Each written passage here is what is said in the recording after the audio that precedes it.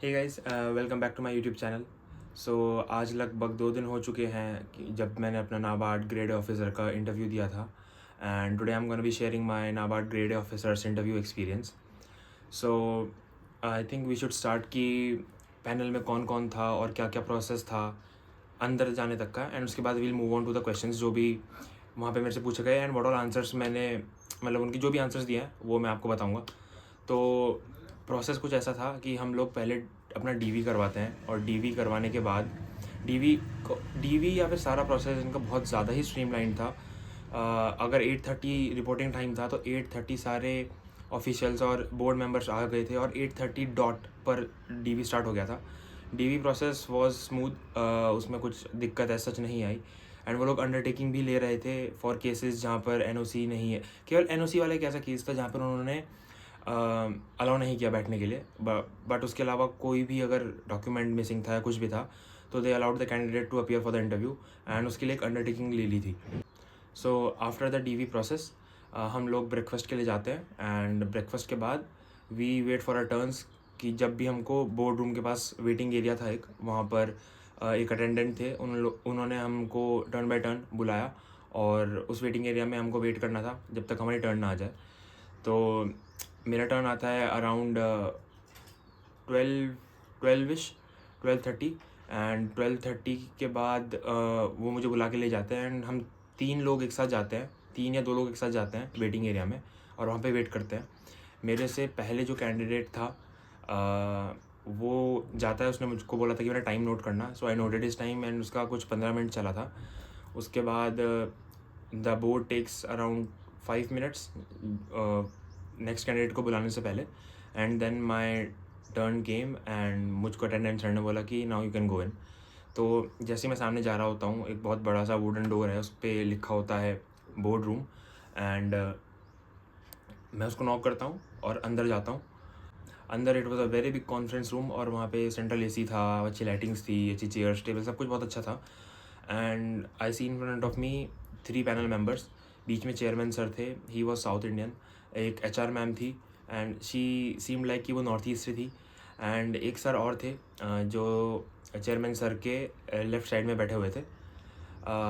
Yes, ये 3 लोग थे मैम पैनल में। एंड इसके बाद मैं वॉक करके जाता हूँ उनके पास और चेयर के बगल में खड़ा होता हूँ and they instantly said me कि sit down Yash, before I could even wish them. तो उन्होंने मुझे बोला sit down Yash, but I took my time, I wished all of them and फिर मैं नीचे बैठा चेयर पे and I said thank you.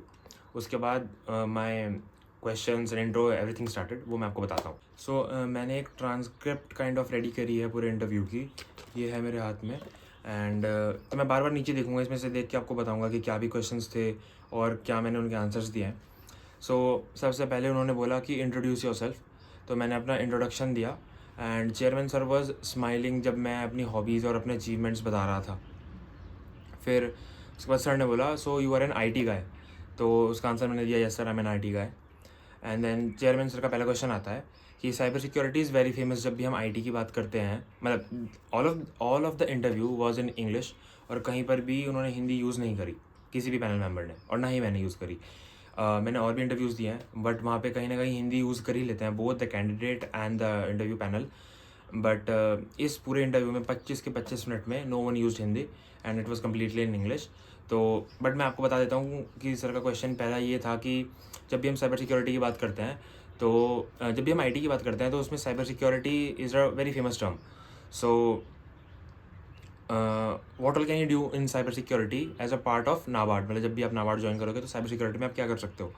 तो मैंने सर को एक पहले तो साइबर सिक्योरिटी का छोटा सा इंट्रोडक्शन दिया एंड उसके बाद मैंने बोला कि sir as a matter of fact I went through NABARD's website and I was trying to download the PLP.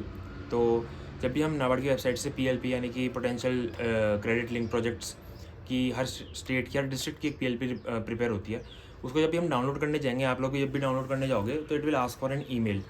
तो वहाँ पर I tried using a temporarily generated email जो कि एक किसी फेक वेबसाइट से मैंने जनरेट करी थी एंड उनकी वेबसाइट ने वो एक्सेप्ट कर ली थी। तो मैंने उनको ये सीन बताया कि ऐसा ऐसा आपकी साइट में ऑलरेडी हो रहा है, which is a major security flaw, क्योंकि वो जो इनपुट फील्ड है वहाँ पर कोई भी एक एसक्यूएल इंजेक्शन डाल के कैन एक्सप्लॉइट वेबसाइट सिक्योरिटी। तो जैसे सर को मैंने बताया तो सर ने बोला कि दैट इज़ ओके, वो तो आप देख कर आए ही होगे क्योंकि ऑब्वियसली आप नाबार्ड का इंटरव्यू देने आ रहे हो, तो आप ये सब तो देख कर आए ही होगे, but what else can you do. तो इसके बाद मैं सर को बताता हूँ कि सर जैसे ये एक फ़्लॉ है, ऐसे मैंने आपकी साइट में 5 फ्लॉज़ ऑलरेडी देखे हैं, जबकि मेरे पास आपकी साइट का एक्सेस भी नहीं है।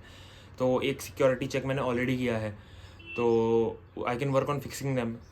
तो फिर वो बोलते हैं कि नहीं, इसके अलावा और क्या कर सकते हो। तो फिर मैंने ये चीज़ सोची थी कि अगर ऐसा हुआ तो I will use technical terms, क्योंकि मुझे पता था पैनल में कोई कोई आईटी का बंदा नहीं है जो टेक्निकल टर्म्स को टैकल कर पाए। तो मैंने सर को बोला कि sir there are industry standard tools like Snort, Splunk, Wireshark, जो कि नेटवर्क एनालिसिस और सिक्योरिटी फ्लॉज को एड्रेस करने के लिए यूज़ करे जाते हैं। तो वो मैं यूज़ कर सकता हूँ and I can improve the security of the website. तो सर इसके बाद भी मुझे एज सच बहुत सेटिस्फाइड नहीं लग रहे थे। उसके बाद चेयरमैन सर ने मेरे से पूछा कि एक ऑर्गेनाइजेशन में और कौन कौन से थ्रेट्स होते हैं। तो फिर मैंने सर को बताया कि ईमेल फिशिंग होती है, उसको थोड़ा सा एक्सप्लेन किया। फिर उसके बाद मैंने बताया कि man in the middle attack होता है, उसको भी थोड़ा सा एक्सप्लेन किया विद एन एग्जांपल। एंड उसके बाद उन्होंने फिर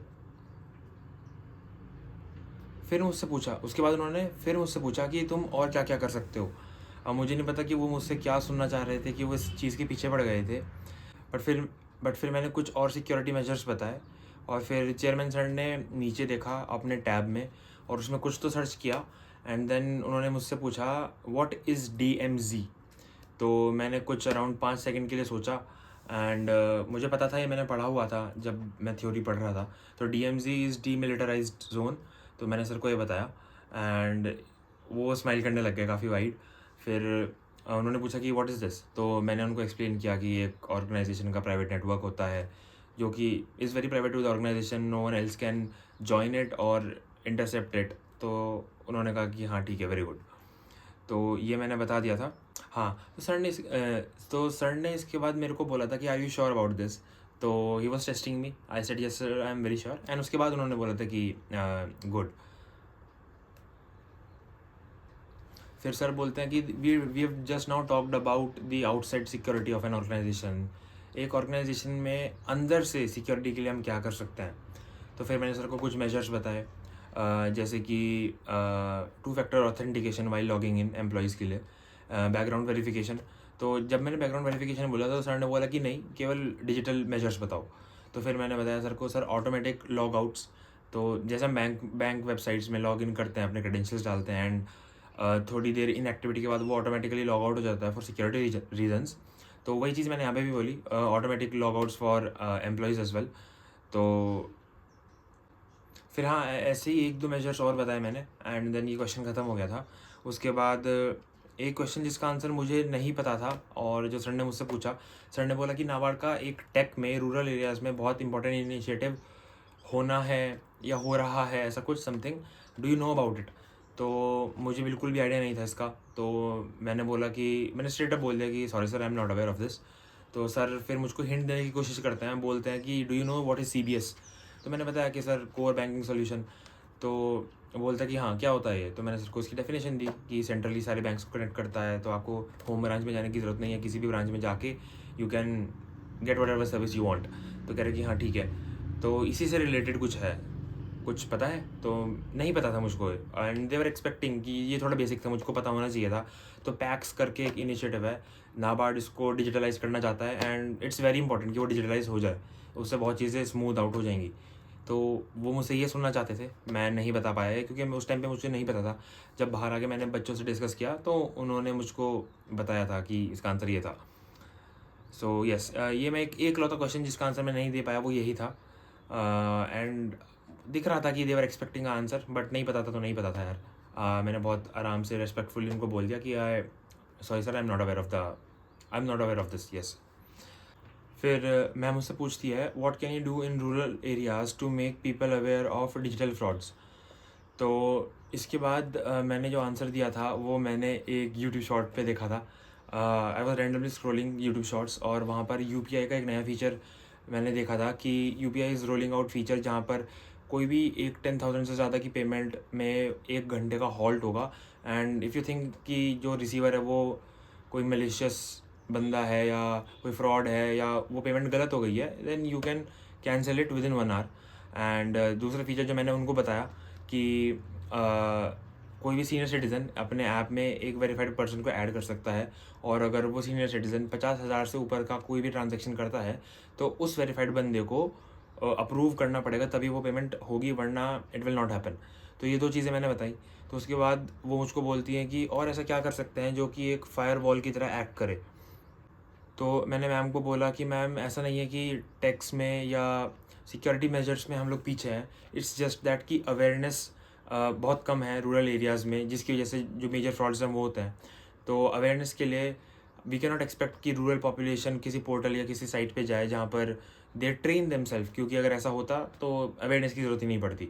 तो आई टोल्ड देम कि we can use caller tunes advertisements जहाँ पर वी मेक पीपल अवेयर कि यू कैन लॉग ऑन, कि आप इस नंबर पर कॉल करिए तो आपको इस चीज़ की हेल्प हो जाएगी, या फिर कुछ भी अवेयरनेस से रिलेटेड हमको अगर लोगों तक, रूरल पॉपुलेशन तक ये चीज़ पहुंचानी है, तो caller tune is the best option for us. तो ma'am was quite satisfied with this answer. And उसके बाद फिर जो दूसरे सर थे उन्होंने मुझसे वेंडर ऑनबोर्डिंग के बारे में पूछा। एंड सिंस मैंने ये काम किया हुआ था तो सर ने मेरे से पूछा कि what are the 3 major security things that you look after जब हम वेंडर ऑनबोर्डिंग करते हैं।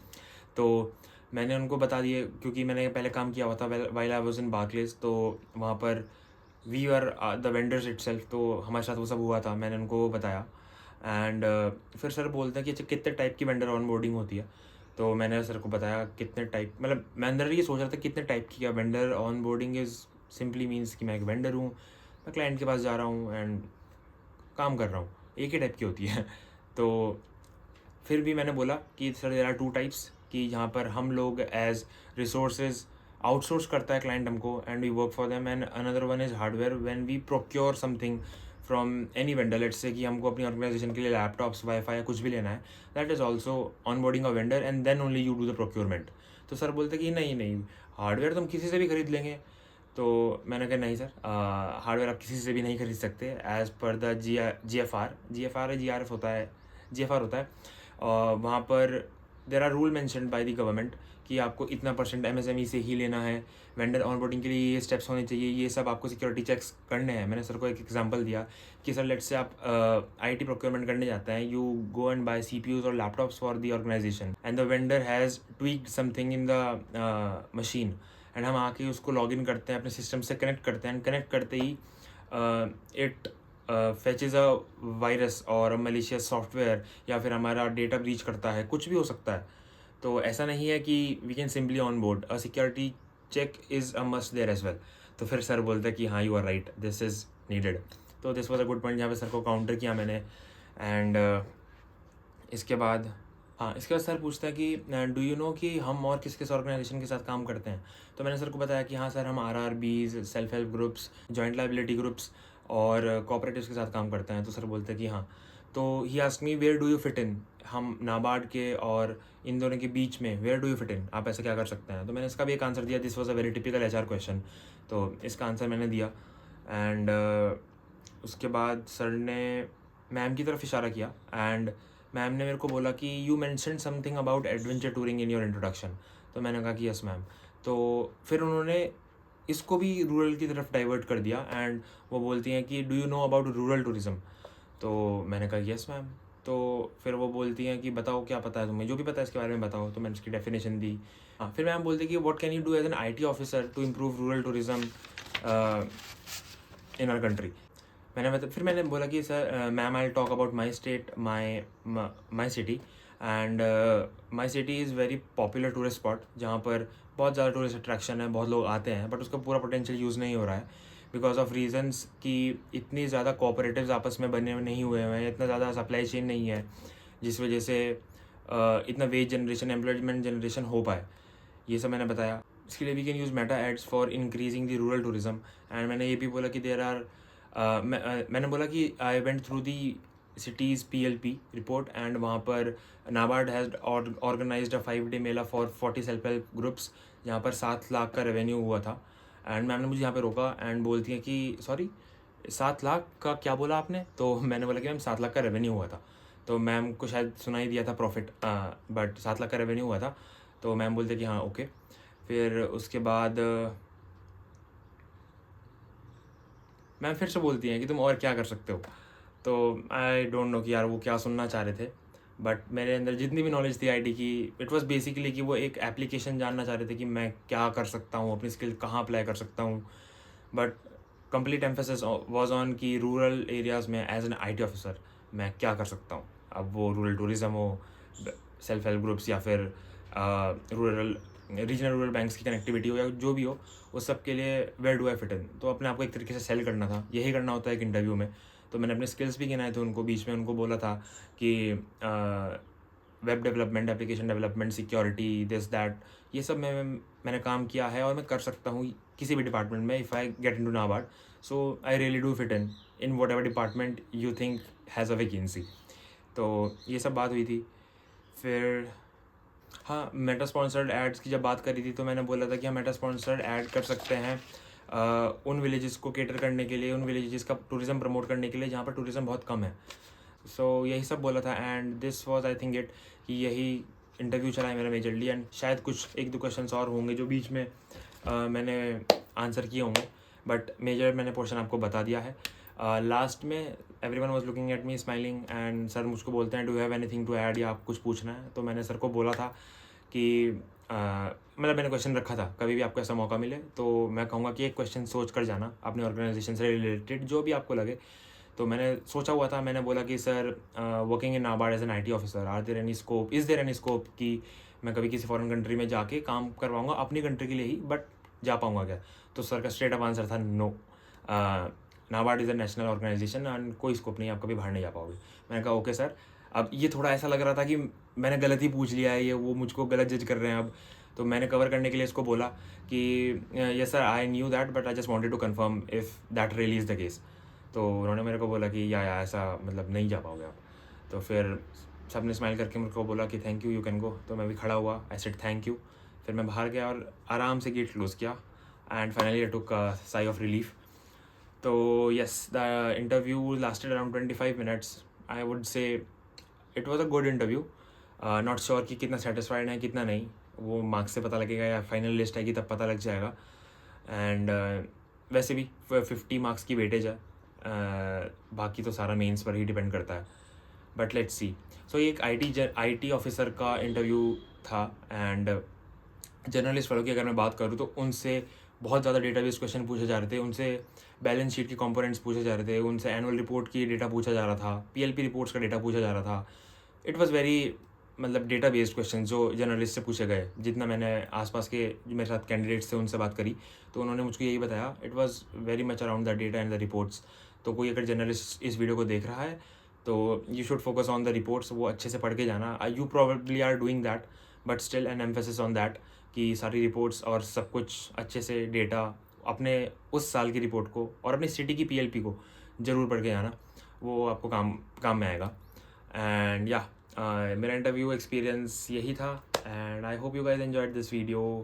आई होप कि थोड़ा बहुत हेल्प आपकी हुई हो आपकी इंटरव्यू प्रिपरेशन में। And all the best to you all जो नाबार्ड के इंटरव्यू में अब अपीयर करने वाला है। इस साल का तो हो गया, but for DA and next years NABARD grade officers, all the best to you all. Subscribe to the channel if you haven't, and share with your friends जो कि नाबार्ड की प्रिपरेशन कर रहे हैं। बाय।